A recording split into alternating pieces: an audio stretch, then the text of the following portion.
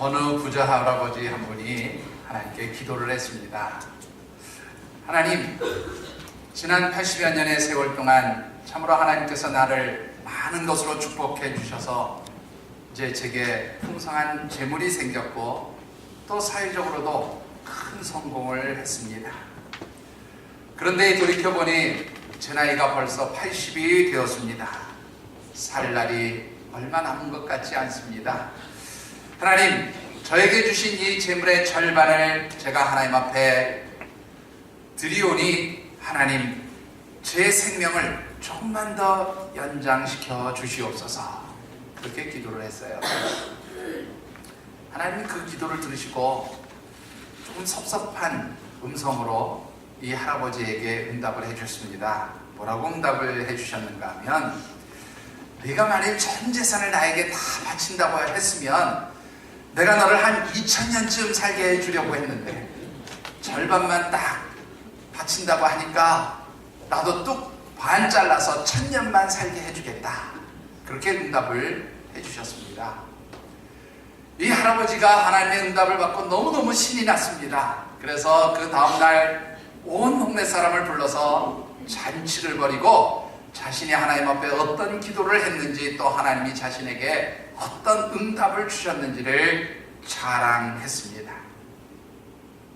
그리고 하루 종일 기쁨의 잔치를 하고 그날 밤 잠이 들었는데요, 하나님께서 이 부자 할아버지를 그날 밤 불러주시고 심장마비로 그렇게 돌아가시고 말았습니다. 아들 되는, 이 할아버지의 아들 되는 사람이 아버지의 장례를 다 치르고 나서 도무지 이해가 할 수 없었어요.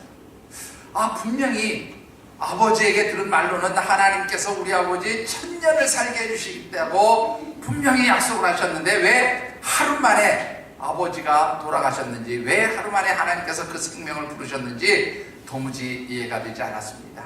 그래서 이 아들이 하나님께 기도했습니다. 하나님, 분명히 저희 아버지께서 하나님이 자신의 생명을 1000년이나 더 살게 연장시켜 주신다고 하셨는데 어떻게 하나님 하루 만에 이렇게 불러가십니까? 이게 뭐가 잘못된 거 아닙니까? 하나님, 왜 응답하신 대로, 언약하신 말씀대로 지키지 않으시는 것입니까? 그렇게 하나님 앞에 물었습니다. 그러자 하나님께서 이 부자 할아버지 아들에게 응답을 해주셨어요. 뭐라고 응답해 주셨는가 하면, 야, 무슨 말이냐? 나는 분명히 약속을 지켰다. 너는 성경도 아니냐? 베드로후서 3장 8절의 말씀을 찾아봐라. 내가 약속을 지켰나 안 지켰나? 하나님 그렇게 대답을 하셨습니다. 이 아들이 이상하네 그러면서 기도를 마치고 빨리 베드로후서 3장 8절의 말씀을 찾아보았습니다. 거기에 이런 말씀이 기록되어 있습니다. 사랑하는 자들아, 죽게는 하루가 1000년 같고 1000년이 하루 같다는 이 말을 잊지 말라. 그렇게 기록이 되어 있었습니다. 여러분들 어떻게 생각하십니까? 인간은 이 세상에서 그 어느 누구도 1000년, 만년 살 수 없는 존재입니다. 그러나 모든 사람들이, 아니 대부분의 사람들이 다 죽음을 두려워하기 때문에 영원한 생명의 삶을 꿈꾸게 되어집니다. 그렇다면 어떻게 해야 영원한 생명의 삶을 살 수 있게 되어지느냐 하는 것입니다. 예수님께서 고난당하신 십자가와 부활하심을 묵상하면서 4월에 우리가 함께 묵상하는 말씀의 주제는 십자가입니다. 자, 우리 같이 한번 우리 말씀의 주제를 읽어보겠습니다. 십자가, 십자가. 예, 하나님께서는 예수 그리스도의 십자가를 통해서 우리의 삶의 놀라운 축복의 변화들을 이끌어 가신다는 그 은혜를 생각하고 묵상하면서 특별히 4월 한 달 말씀을 묵상하고 있습니다. 특별히 오늘은 이제 주님께서 부활하신 아침, 기쁨의 아침입니다. 오늘 이 시간 우리가 함께 묵상하고 싶은 하나님의 말씀은 특별히 예수 그리스도의 십자가는 영원한 죄와 사망 가운데 있던 우리들에게 영원한 생명의 자리로 옮겨주시고 생명의 은총을 누리게 하신 하나님의 능력이 되어짐을 말씀드리고 싶습니다. 오늘 우리에게 주신 하나님의 말씀은 특별히 사도 바울이 고린도 교회 성도들에게 보낸 첫 번째 편지 가운데 한 부분입니다. 특히 이 고린도전서 15장의 말씀은 부활장이라 그렇게 부르는 별명을 가지고 있기도 합니다. 왜냐하면 이 말씀을 보면 예수 그리스도께서 부활하신 그 부활의 사건이 예수님을 나의 구주로 고백하는 모든 성도들에게도 역시 부활의 은총으로 임하게 되어지는 일종의 보증서와 같은 말씀이기 때문입니다. 오늘 주신 말씀을 묵상하는 가운데 사랑하는 우리 모든 하늘샘 가족, 우리 성도들이 영원한 생명의 소망을 지닌 거룩한 하나님의 백성들로서 부활의 은총을 누리며 살아가시게 되기를 주의 이름으로 축원합니다. 자, 오늘 말씀을 보면 모든 사람들에 대한 그 정체성을 이야기하고 있음을 보게 됩니다. 자, 오늘 말씀에 모든 사람들은 어떤 존재, 어떤 정체성을 가진 사람들이라 말씀하고 있느냐 하는 것입니다. 결론부터 말씀을 드리면 모든 사람은 다 죽은 자라고 그렇게 말씀하고 있어요. 본문 21절과 22절의 말씀을 우리 같이 받들어 읽겠습니다.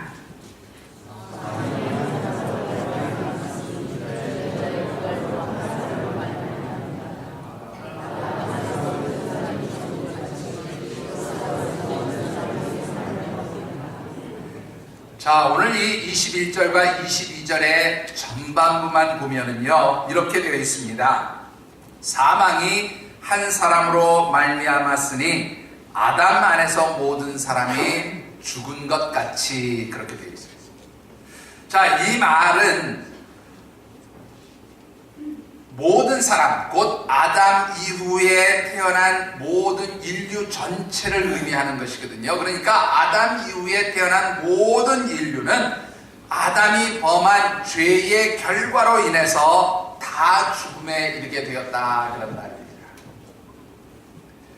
여러분들, 이 말씀을 잘못 읽으면 정말로 속이 상하고 화가 나는 말씀이기도 합니다. 왜냐하면 나는 죽을 죄를 짓지 않았는데, 조상 잘못 만난 탓에, 아담이라고 하는 조상이 죄를 지은 탓에 내가 이렇게 죽음의 자리에 들어가게 된 거 아닌가, 그런 착각 또는 오해를 할 수 있게 되어집니다. 여러분들, 이 말은 마치 부모로부터 여러 가지 유전적 특성을 물려받는 것처럼 아담의 죄가 우리에게 마치 유전되어서 우리 모두가 죄인이 되었다는 그런 말처럼 들릴 수도 있습니다. 그래서 나는 죄가 없는데 그 조상 아담의 죄 때문에 내가 죽음의 자리에 들어가게 되었느냐, 이렇게 생각할 수 있다는 말입니다. 그런데 사실은 그렇게 이해하시면 이 말씀을 잘못 이해하는 것이라 그렇게 말씀을 드릴 수가 있습니다. 아담이 지은 죄가 내게 유전되어서 내가 죄인이 된 것이 아니에요. 오늘 이 본문에서 말하는 아담의 죄로 인해서 우리가 죽은 자가 되었다라고 하는 말은 아담이 저지른 그 죄의 결과를 통해서 모든 사람들이 죄의 속성을 가진 사람들이 되었다, 그런 말입니다. 다른 말로 표현하면 우리 모두가 죄를 짓기 쉬운 그러한 죄에 대해서 연약한 존재가 되었다, 그런 말입니다. 또한 선한 것보다 악한 것을 향해서 더 쉽게 관심을 가지고 기울어지는 그런 경향을 지닌 존재들이 되었다, 그런 말이에요. 그래서 이 아담의 죄의 결과로 인해서 우리 역시 뭐를 가지게 되었는가 하면 죄의 속성을 가지게 되었어요. 그래서 아담이 지은 죄 때문에 내가 죽는 것이 아니라 그 죄의 속성을 가진 인간이 되었기 때문에 이제는 어떻게 해요? 나도 악해지고 우리 모두가 악해져서 어떻게 해요? 쉽게 죄악에 빠지고 죄를 저지르게 되었다, 그런 말입니다. 바로 아담의 죄가 아니라 그렇게 쉽게 죄를 저지르고 죄악 가운데 빠지게 되어지는 우리의 약함, 우리의 허물로 인해서 결국 모든 사람은 죽은 자가 되었다, 그런 말씀입니다. 그래서 로마서 3장 23절의 말씀을 보면 뭐라고 말씀합니까? 모든 사람이 죄를 범하였음에 하나님의 영광에 이르지 못하였다. 그렇게 말씀하고 있어요. 뿐만 아니라 에베소서 2장 1절의 말씀을 보면 허물과 죄로 이미 너희들은 죽은 자였다. 그렇게 말씀하고 있습니다. 여러분들은 어떻습니까? 여러분들은 죽은 자입니까? 산 자입니까? 여러분들이 2차 세계대전은 여러분들이 잘 아시는 대로 독일과 이탈리아와 그리고 이제 일본이 연합해서 그 패권주의로 그렇게 전쟁을 일으켰던 그러한 사건이었습니다. 당시 독일의 히틀러와 이탈리아의 무솔리니와 그리고 일본의 천황 히로히토는 그야말로 2차 세계대전을 일으킨 전쟁의 주범들이었습니다. 그 중에서도 우리나라에게까지 참으로 많은 그러한 핍박과 그리고 피해를 줬던 일본의 그 제국주의적 침략 행위, 그것을 일으켰던 일본 천황 히로히토는 당시 일본 사람들에게 신과 같은 존재였어요. 일본 사람들은 당시 히로히토 천황을 뭐라고 불렀는가 하면 가미사미 그렇게 불렀습니다.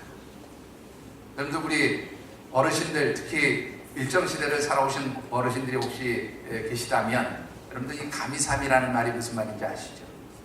일본어 잘하시는 분들 아십니까? 가미사미가 무슨 뜻이죠? 황 장로님 아시나요? 예, 가미사미 말은 여러분들 무슨 말인지 아시죠? 우리 노건사님 아실 것 같아요. 예, 신이라는 말입니다. 신, 하나님이라는 말. 이 일본 사람들에게 천황은 곧 신과 같은 존재였어요. 그래서 이 신이라고 불리우는 일본 천황이 일본의 젊은이들에게 전쟁터를 나갈 것을 명령했고 비행기를 타고 이제 연합국의 군함에 가서 그대로 어떻게 합니까? 가서 부딪혀 죽게 하는 그야말로 가미가제 특공대를 명했을 때 일본의 젊은이들이 가서 그렇게 죽어갔습니다. 여러분들 잘 아시는 대로 이 가미가제라는 말은 신의 바람이라 그런 말이에요.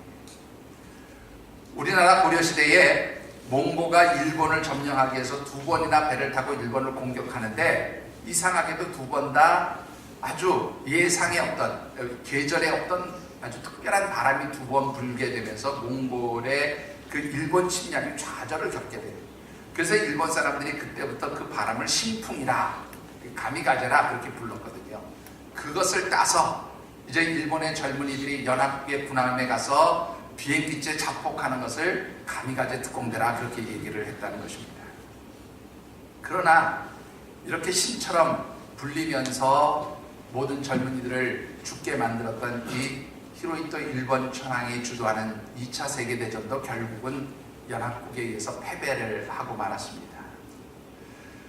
이제 연합국의 대표로 일본 히로히토 천황에게 항복문서를 받으러 왔던 메가더 장군이 항복문서를 받는 그 자리에서 이런 유명한 말을 남겼다고 그래요. 뭐라고 얘기했는가 하면 당신은 가미사마 곧 신이라고 부르는데 어떻게 나 같은 인간과 조약을 맺으며 신이 어떻게 인간에게 항복문서에 서명을 할 수 있어? 그렇게 이제 좀 빗대어서 당신이 신이 아니다 하는 것을 빗대어서 이야기를 했다고 합니다. 그러자 이 일본의 천황 히로히토가 뭐라고 말했는가 하면 나는 코로 숨쉬는 인간일 뿐 가미사미 곧 신은 아니외다 그렇게 이야기를 했다고 해요. 여러분들 어떻습니까?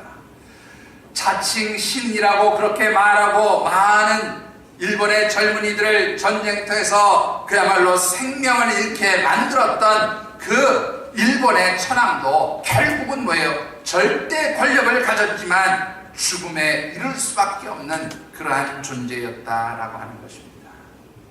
그렇다면 오늘 저와 여러분들은 어떤 존재입니까? 이미 앞서 말씀드린 것처럼 우리는 우리의 모든 죄의 섭송으로 말미암아 저지르는 그 죄와 허물로 인해서 이미 죄와 사망 가운데 머물러 있는 죽어있는 존재였습니다. 그러나 하나님께서 그런 우리들을 아무런 이유 없이 조건 없이 대가 없이 죄와 사망 가운데서 우리를 살려주실 뿐만 아니라 우리에게 영원한 생명의 은총도 주신 줄 믿습니다. 그러므로 오늘 하나님의 백성된 모든 성도들은 이 주님이 부활하신 아침에 내게 주신 그 영원한 생명의 은총으로 인하여 하나님 앞에 감사하고 그 구원해 주신 감격의 기쁨을 회복하는 귀한 시간이 되어야 하는 줄 믿습니다. 자, 중요한 것은 그 죄와 허물로 인하여 죽었던 우리들을 어떻게 하나님께서 살려주셨느냐 하는 것입니다. 본문 22절의 말씀을 다시 한번 받들어 읽겠습니다. 22절입니다.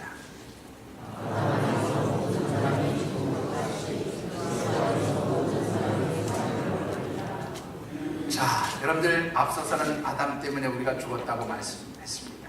그런데 예수 그리스도를 통해서 모든 사람이 무엇을 얻었다고요? 삶을 얻었다, 그렇게 말씀합니다. 이 삶을 얻었다는 말을요, 원문 성경에서 보니까 무슨 뜻이 있는가 하면 생명이 회복되었다 그런 말입니다. 삶이 회복되었다, 다시 살아났다 그런 말입니다.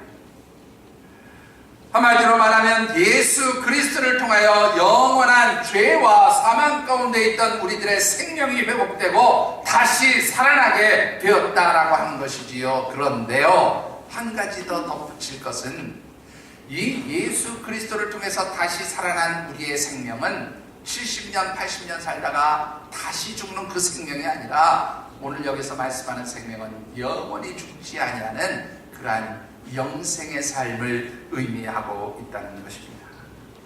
그래서 로마서 6장 23절의 말씀을 보면 죄의 삭은 사망이요 하나님의 은사, 그리고 가로 열고 거기에 보면 선물, 그렇게 되어 있습니다.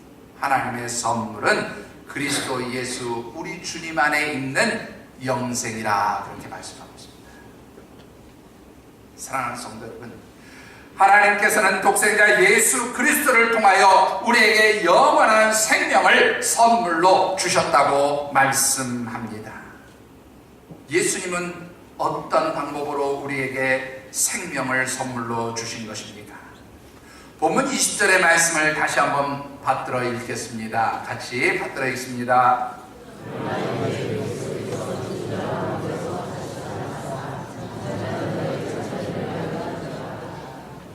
아멘.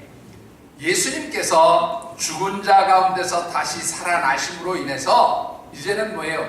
잠자는 자, 곧 모든 죽음 가운데 있는 자들에게 생명의 첫 열매, 부활의 첫 열매가 되셨다, 그런 말씀입니다. 그런데 여기서 전제되어지는 것이 하나 있어요. 누가 죽으셔야 해요? 예수 그리스도께서 죽어서 다시 살아나심으로 인해서 뭐예요? 생명의 첫 열매, 부활의 첫 열매가 되셨다는 겁니다. 그리고 이 생명의 첫 열매, 부활의 첫 열매가 되기 위해서 예수님은 십자가에 죽으심으로 이제 영원한 생명의 길을 열어놓으셨다, 그런 말씀입니다. 따라서 예수님이 십자가에서 죽으셨다는 말은, 다른 말로 표현하면 그 예수님의 십자가가 영원한 죄와 죽음과 수치의 상징이 아니라 우리에게 영원한 생명의 은총을 주시는, 생명의 자리로 옮겨주시는 하나님의 능력으로 그렇게 바뀌어졌음을 의미하는 말씀인 것입니다. 사랑하는 성도 여러분, 예수 그리스도께서 십자가에서 죽으심으로 저와 여러분들이 영원한 생명, 부활의 생명을 소유한 하나님의 자녀들이 되었음을 믿으시기 바랍니다. 자, 그런데 말이죠, 이 예수님이 주시는 영원한 생명의 은총을 내가 누릴 수 있는 전제 조건이 하나 있음을 보게 됩니다. 여러분들 22절 말씀을 다시 한번 보시면 뭐라고 되어 있는가 하면 그리스도 안에서, 이 그리스도 안에서라는 말은 다른 말로 표현하면 그리스도에 속한, 예수님께 속한 그런 말입니다. 그런데 우리가 어떻게 해야 예수님께 속한 사람이 될 수 있습니까? 요한일서 4장 15절의 말씀을 보면 누구든지 예수 그리스도를 하나님의 아들이라 시인하면 하나님이 그와 함께 거하시고 그도 하나님 안에 거하게 되어질 것이다. 그렇게 말씀합니다. 다른 말로 표현하면 베드로의 고백처럼 주는 그리스도시요 살아계신 하나님의 아들이십니다. 바로 이런 신앙의 고백이 있을 때에 바로 우리는 예수님께 속한 자가 되고 하나님께 속한 자가 되어지는 줄 믿습니다. 사랑하는 성도 여러분, 우리를 위해서 십자가에서 찢기시고 피 흘리신 그 예수 그리스도와 그분의 다시 살아나심을 통하여서 부활의 생명, 영원한 생명의 은총을 누리시기 원한다면 여러분들의 입술을 통해서 주는 그리스도시요 하나님의 아들이십니다라는 위대한 신앙의 고백이 여러분들의 입술에서 떠나지 않게 되기를 주의 이름으로 축원합니다. 우리가 예수님은 살아계신 하나님의 아들이시며 나의 구주가 되어주심을 고백할 때에 특별히 그런 신앙의 고백을 하는 성도들은 이 세상에서 어떤 모습으로 살아야 하는 것입니까? 우리 20절의 말씀을 다시 한번 받들어 읽겠습니다. 20절입니다.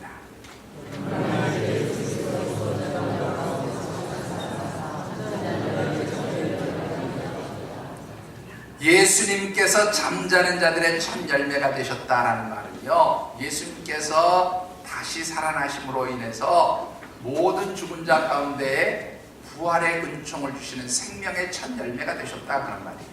따라서 예수 그리스도를 구주로 고백하고 하나님의 자녀된 성도들 역시 예수 그리스도의 뒤를 따르는 제자됨의 삶을 살아가려고 할 때에 역시 마찬가지로 생명의 열매를 맺는 그러한 삶을 살아야 하는 줄 믿습니다. 여러분들, 예수님의 뒤를 따라가는 사람들, 예수 그리스도를 구주로 고백하는 사람들, 예수님을 통해서 내가 영원한 생명을 소유하였음을 고백하는 하나님의 백성들은 그 삶에서 예수님처럼 생명의 열매들이 나타나야 하는 줄 믿습니다. 참고로 요한복음 15장 4절의 말씀을 보면 예수님께서 뭐라고 말씀하십니까? 너희가 내 안에 거하라. 그리하면 나도 너희 안에 거할 것이라. 뿐만 아니라 가지가 포도나무에 붙어 있지 아니하면 스스로 열매를 맺을 수 없는 것처럼 우리가 예수 그리스도 안에 있지 아니하면 열매를 맺지 못할 것이라 그렇게 말씀하고 있습니다. 이 말씀은 그냥 말씀 그대로 해보면 예수님 안에 있을 때 뭐가 있다는 거예요. 열매가 있다 그 말이에요. 그런데 이것은 역으로 생각해보면 더 강력한 의미가 되어집니다. 무슨 말인가 하면 예수님을 믿고 그분을 나의 구주로 고백하는 예수님께 속한 사람이 될 경우에 그에게는 반드시 뭐가 있어요? 생명의 열매가 있게 되어진다 하는 말씀입니다. 사랑하는 성도 여러분, 여러분들의 삶이 정말로 예수 그리스도께 속한 하나님의 자녀 택한 백성이 되었다면 반드시 생명의 열매들이 나타나야 하는 줄 믿습니다. 여러분들, 우리가 생명의 열매를 맺기 위해서 정말로 중요한 게 한 가지 있어요. 갈라디아서 2장 20절의 말씀을 보면 내가 그리스도와 함께 십자가에 못 박혔나니 그런즉 이제는 내가 산 것이 아니요 오직 내 안에 예수 그리스도께서 사시는 것이라. 이제 내가 육체 가운데 사는 것은 나를 사랑하사 나를 위하여 자기를 버리신 하나님의 아들 곧 예수 그리스도를 믿는 믿음 안에서 사는 것이라 말씀하고 있습니다. 사랑하는 성도 여러분, 여러분들에게 예수님이 나의 구주가 되어지심을 고백하는 담대한 믿음의 고백, 신앙의 고백이 있게 되기를 주의 이름으로 축원합니다. 그 믿음의 고백, 그 신앙의 고백이 바로 나로 하여금 예수 그리스도께 속한 자가 되게 하고 내 삶 속에서 아름다운 생명의 열매를 맺게 하는 능력이 되어지는 줄 믿습니다. 말씀을 맺습니다. 책 한 권 소개하고 싶습니다. 그 청년 바보 의사라 하는 그런 책이 있습니다.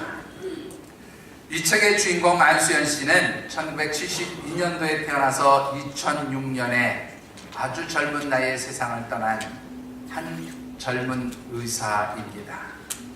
이 안수연 씨는 고대 의대를 졸업하고 내과 전문의로서 석사, 박사 과정을 다 끝낸 정말로 실력 있고 뛰어난 젊은 청년 의사였습니다.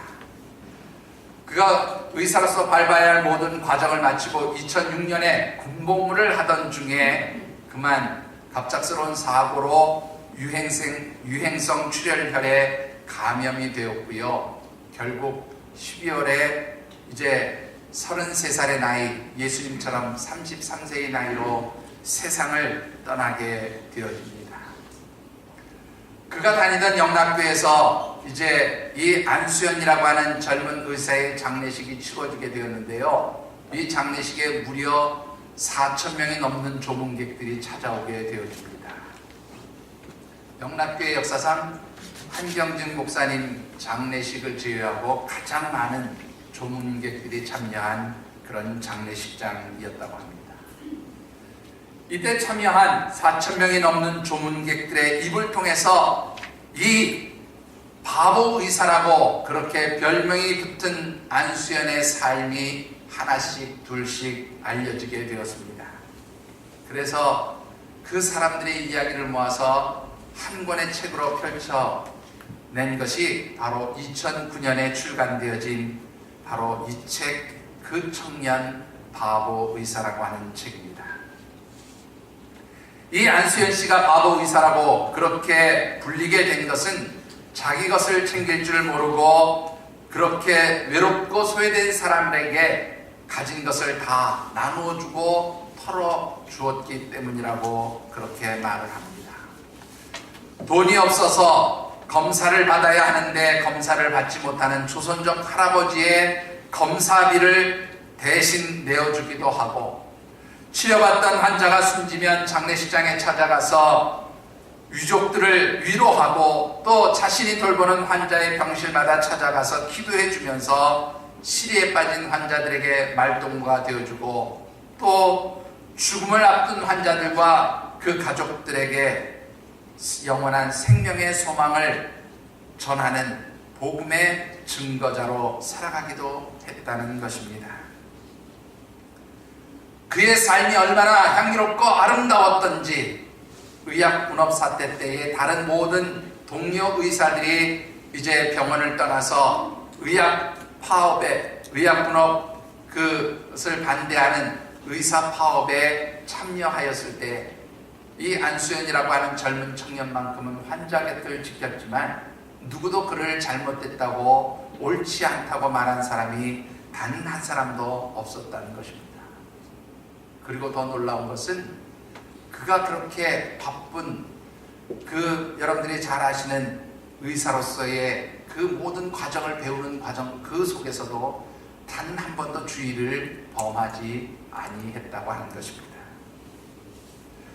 그는 친구들에게 메일을 쓸 때마다 마지막 자신의 이름 앞에 스티그마라고 하는 별명을 붙였습니다. 여러 번 말씀을 드렸지만 스티그마라고 하는 말은 예수님의 흔적이라는 말입니다. 그는 스티그마, 예수님의 흔적 안수연이라고 자신의 그 이름을 늘 메일 끝에 남겼음을 보게 됩니다.